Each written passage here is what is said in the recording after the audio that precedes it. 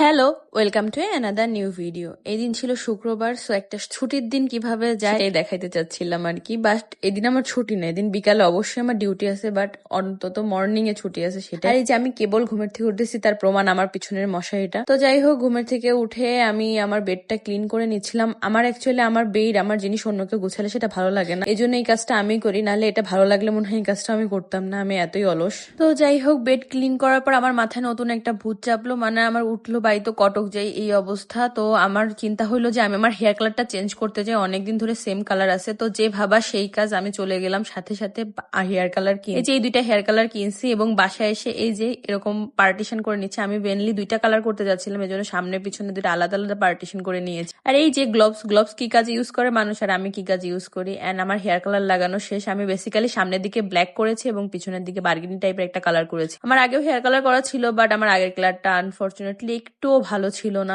And আমি এই সময় খুব ডিপ্রেশনে ছিলাম, কারণ আমার অলরেডি আগের কালারটা 3 মাস আগে করা এবং সেটা অনেক বিশ্রী হয়েছে, আমার একদমই পছন্দ হয়নি। এগেন যদি এটা মাতব্বরি করার জন্য বাজে হয়, আমার তো বাড়িতে জায়গা হবে না। বাট থ্যাঙ্কস টু গড আমার হেয়ার কালারটা এতটাও খারাপ হয়েছিল না। এই যে আমি দেখাচ্ছি, পিছনের দিকে অনেক সুন্দর সেটেল একটা কালার আসছিল, এন্ড সামনে তো আমি ব্ল্যাকই করে ফেলছি। আমার নিজেরও ব্ল্যাক হেয়ার, এন্ড সামনে ব্ল্যাকই করে ফেলছি। তো আমার খুব ভালো লাগতেছিল। এন্ড দিস মোমেন্ট আমি ফিল করতেছিলাম যে আমি কেন এতগুলো টাকা খরচ করে পার্লারে গিয়েছিলাম, ওর থেকে আমি নিজে বাসায় করলে ওদের থেকে ভালো করতে পারি, এরকম একটা অবস্থা। আর আমার নিউ হেয়ার কালারটা আমার অনেক বেশি পছন্দ হয়েছে, এই জন্য বারবার ফ্লন্ট করে করে সবাইকে দেখাচ্ছি আর কি।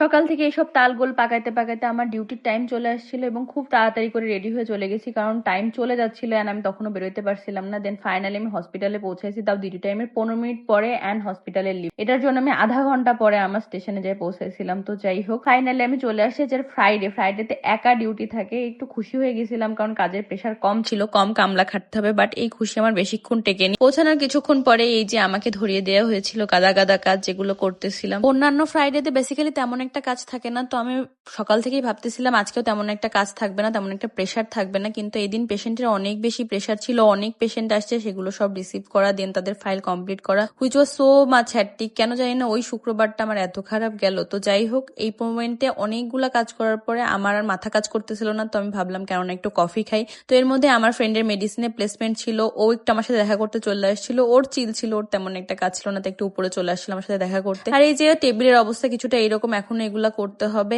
এন্ড অলওয়েজ যখন অনেক বেশি প্রেশার পড়ে যায়, সেই সময় আমি চিন্তা করি যে আমি এইখানে কেন, কি করছি, কেন আসছি। তো কিছুক্ষণ পর আবার রিয়েলাইজ করি যে না, আমি নিজের ইচ্ছাতেই এসছি, আমাকে সবাই মানা করেছিল, তো কাউকে কিছু বলতে পারবো না। তো যাই হোক, এত কিছু করতে করতে ফাইনালি 8:30 বাজে এবং আমার বাসায় যাওয়ার সময় এসে গেছে। এন্ড দিস টাইম আমি খালি ওয়েট করি আর ঘড়ি দেখি যে কখন 8:30 বাজবে, আমি দৌড়ায় বাসায় যাবো। এই যে ব্যাগ ট্যাগ গোছায় রেডি এবং দৌড়ায় লিফট ধরতে চলে গেছি। যে